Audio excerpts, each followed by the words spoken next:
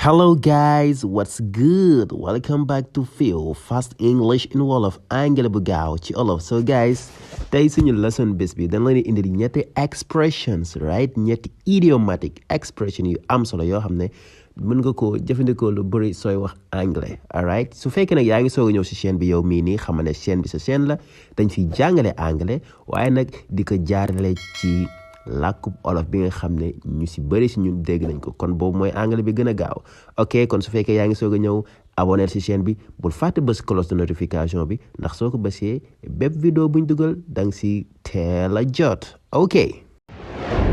FEW Fast English in Wolof. ok guys comme ni ma la ko waxee tey dañuy indi ñetti idiomatic expression yu am solo yu neex lool yoo xam ne di nga ko mën a jëfandikoo kon balaa ñu ñëw si leçon bi guys nañ xam le tuuti wala ñu fàttaliki tuuti lan mooy idiomatic expressions so idiomatic expression ay expression la maanaam ay baat la yoo xam ne seen maanaa day xaw a wuute lool ak maanaa biñ ko xamee woon sa cosaan ba ok comme exemple soo ne diw man ak moom comme xaj ak muus right man ak moom comme xaj ak muus loolu tekkiwul ne comme yéen ñaar xaj ngeen ak muus non but li muy wund mooy maanaam yéen ñaar neexoo woo leen yéen ñaar waaw da ngeen di xeex wala boog da ngeen di xuloo chaque jour kon loolu rek mooy idiomatic expression su ñëwee si exemple yi ak expression si right dina gën a leer ok biñ si njëkkee mooy waaw nañ njëkkee boobu xaj ak muus ok soo bëggee wax nit ki man ak moom comme xaj ak muus maanaam man ak moom duñ jubboo foofu nag bul wax we are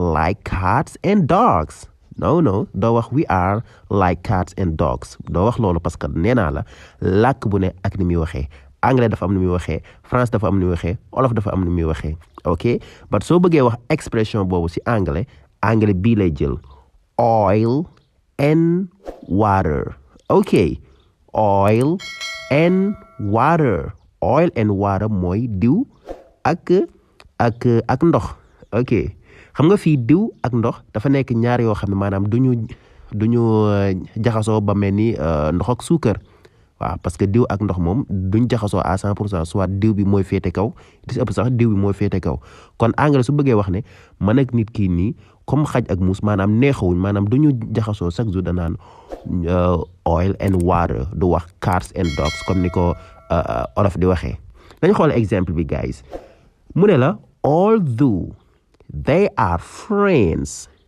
they don't get along they are like oil and water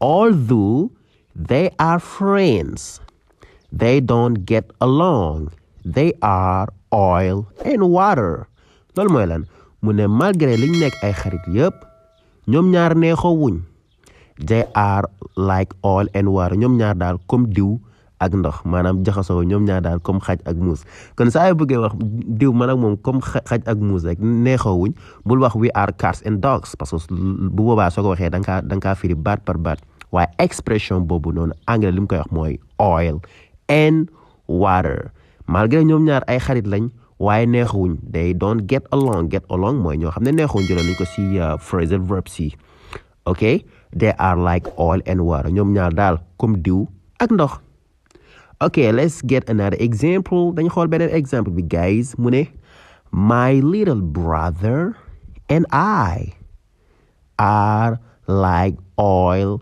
and water we always argue ok my little brother and I sama frère bi sama rakk bu góor bi ak man are like oil and water man ak moom daal comme diw ak ndox maanaam man ak moom comme xaj ak muus we always argue saa su ne dañuy xulloo argue mooy xulloo ok kon yaa ngi gis expression boobu kon daal oil and water fi ñu koy jëfandikoo mooy su fekkee ne nit ki ok yéen ñaar neexoo wala yéen ñaar comme xaj ak muus maanaam daal yéen ñaar nekkoo leen mburu ak soow ok doo leen jaxasoo lu bëri kon loolu mooy oil and water ngeen jàpp ko baax the next one guys mooy yaa ngi sóoru loo mënta eggali wala boog yaa ngi sombi loo mënta naan xam nga loolu dañ koy wax lu bëri ci olof yaa ngi sombi loo mënta naan waaye anglais boobu nu mu koy waxee xoolal danaan bite off more than you can chew. Bite off more than you can chew. dañ ko firi par baat pour ñu gën koo xam. Bite off mooy matt, more than you can chew lu ëpp li nga war a sàqami. xam nga ñun olof dañ naan yaa ngi sombi loo mënta naan, ok, but English da naan yaa ngi matt loo mënta sàqami. Bite mooy matt, chew, ok, jàppal baat bi chew mooy sàqami, foo lañ jëlee chewing gum di sàqami ab gom, ok. kon bite off more than you can chew mooy yaa ngi matt, ok, loo mënta sàqami mooy rek yaa ngi sombi loo mënta naan, yaa ngi sóoru loo mënta jeexal. ok, let's get some examples. ñu xool exemple yi guys. exemple bi si gën a simple soo ne yow yaa ngi sombi loo mënta naan ci anglais ne ko you are biting off more than you can chew. ok, you are biting off more than you can chew. yaa ngi sàqami loo mënta yaa ngi màtt loo mënta sàqami mooy rek yaa ngi sombi loo mënta naan. kon gis ngeen làkk bu ne dafa am lu muy waxee. loolu laa wax sama student yi saa su ne ma leen langue nag li si gën a doy waar mooy ngay firi baat par baat, parce que làkk bu ne dafa am lu muy waxee. moo tax every single day ma leen di advice si ngeen seetaan film yi, parce que film yi bu boobaa soo leen koy seetaan di ngeen xam bu baax a baax américain ñoom di ñuy waxee. ok, you are biting off more than you can chew. yaa ngi sombi loo mënta naan, yaa ngi matt loo mënta sàqami. ok, nañ xool beneen exemple. He is learning English and Spanish at the same time. He's biting off more than he can chew. Okay, he is learning English and Spanish at the same time. He is biting off more than he can chew. mu ne ko he is learning English and Spanish at the same time. moom mu ngi jàng anglais ak espagnol ci même temps. maanaam mu ngi jàng anglais waaye en même temps muy jàngale espagnol. mu ne daal sa dëgg-dëgg de moom he is biting off more than he can chew. moo ngi sombi lu mu mënta naan, moo ngi matt lu mu mënta sàqami. he is biting off more than he can chew. The last one, ñu xool beneen exemple si bite off more than you can chew. mu ne avoid biting off more than you can chew. Avoid biting off more than you can chew. Just take it step by step. Avoid biting off more than you can chew. Just take it step by step. maytu la sombi loo mënta naan, def ko ndànk rek. just take it step by step mooy def ko ndànk, def ko benn. ok, gis nga avoid maytul biting off di matt more than you can chew lu ëpp si loo mën a sàqami. just take it step by step, desi def ndànk rek. desi def ndànk rek. maytu la sombi loo mënta loo mënta naan.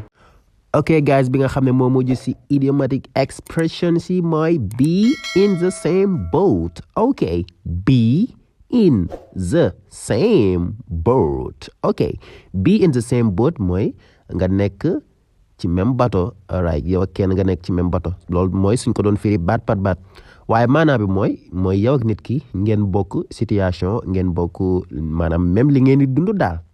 yaakaar naa mooy tolloo ci olof ñoo bokk mbuus. ok, nañ xool exemple si su kenn ñëwoon na sa benn xarit ne la I got fired.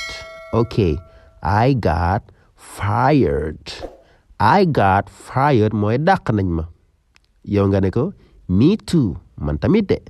so we are in the same boat. kon ñoo bokk situation, maanaam ñoo bokk mbuus ñoo bokk situation. ok, I got fired, dàq nañ ma. nga toon ko ne ko me too, man tamit de. so we are in the same boat. kon ñoo bokk mbuus ñoo bokk situation.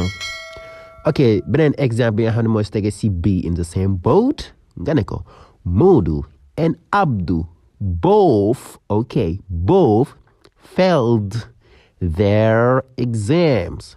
They are in the same boat. ok, Modou and Abdou Modou ak Abdou both ñoom ñaar ñëpp failed lajj nañ échec nañ duñ échec their exam si seen examen yi they are in the same boat ñoom ñaar de ñoo bokk mbuus ñoom ñaar right ñoo bokk situation kon be in the same boat mooy yow kenn koo xam ne voilà yéen a bokk right yéen a bokk situation kon guys loolu moo nekkoon suñu leçon bés mu nekkoon ay idiomatic expression yoo xam ne di nga ko mën a jëfandikoo bu baax waaye nag di leen fàttali mooy suñu formation anglais olof bi nga xam ne mën nga koy jàng si 3 weer toog sa kër di jàng anglais si waxtu bu mu la soobee waaye nag boole ko xéwal gu jàppandal formation bi nag dafa nekk formation bu am solo su fekk yow mosoo jàng anglais wala boog yaa ngi jàng anglais mais da nga koo bëgg jàng sérieusement maanaam tàmbalee alif ba yaa tàmbalee A ba Z formation bi moo baax si yow waaye nag di leen fàttali ne instant bii nii si promotion bu doy waar lañ nekk promotion bu doy waar si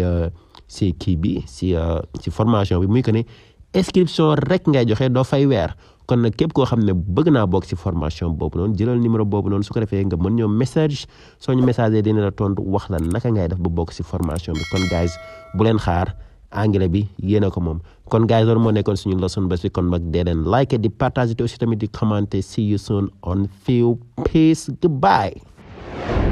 FEW Fast English in Wolof.